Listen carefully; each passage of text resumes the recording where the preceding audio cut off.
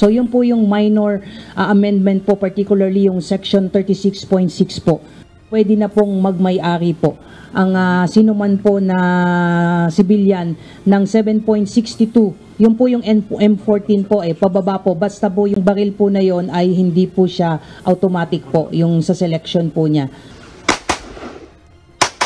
Pabor ang Philippine National Police na magmay-ari ng high-powered firearms ang mga kwalipikadong sibilyan. Sa katunayan, sinabi ni PNP Public Information Office Chief Police Colonel Jean Fajardo mula sa pagbabawal ng Republic Act 10591 sa mga sibilyan na bumili at magmay-ari ng mga long firearms ay pinapayagan na ito ngayon. Nagkaroon po ng pag-aaral, we created technical working group to study the possibility of amending some of the provisions at inherent po sa function and authority po ng ating Chief PNP. So nagkaroon po ng a minor amendment po doon po sa implementing rules and guidelines po ng IRR. Sa ngayon po, yung mga private citizens po na nagmamay-ari po ng rifle, particularly yung 7.62 pababa po. Gayunman, tanging semi-automatic lamang aniya ang pinapayagan para sa mga sibilyan. Sa ngayon, naisumiti na sa UP Law Center ang inamyendahang Implementing Rules and Regulation na Republic Act 10591 para sa publication.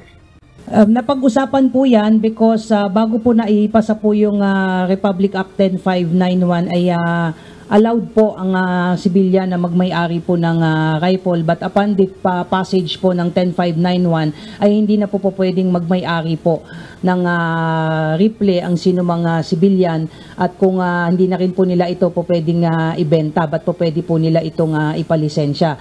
Sinabi pa ni Colonel Fajardo na kasama sa pinag-aralang mabuti ng Technical Working Group ay ang safeguards sa paggamit ng sibilyan ng semi-automatic na baril.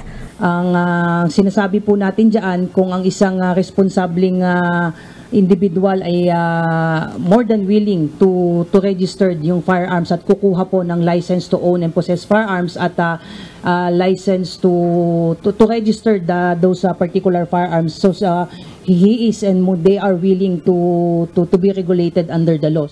Handa rin aniya ang PNP na gumawa ng aksyon laban sa mga sibilyan na lalabag o aabuso sa paggamit ng high-powered firearms. This is a regulated law, so kung meron po tayong makikita later on na may pang-aabuso at may makikita po natin na itong amendment po ay aabusuhin, then we will enforce strictly what is written in the amendment rules po.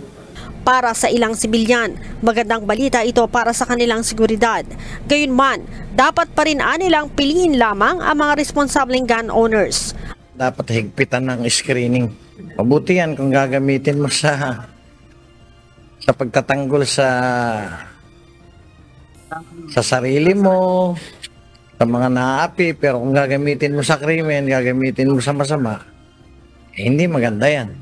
Advantage, kung in case man magkagera dito sa Pilipinas, makakadepensa yung mga Pilipino, mga civilian.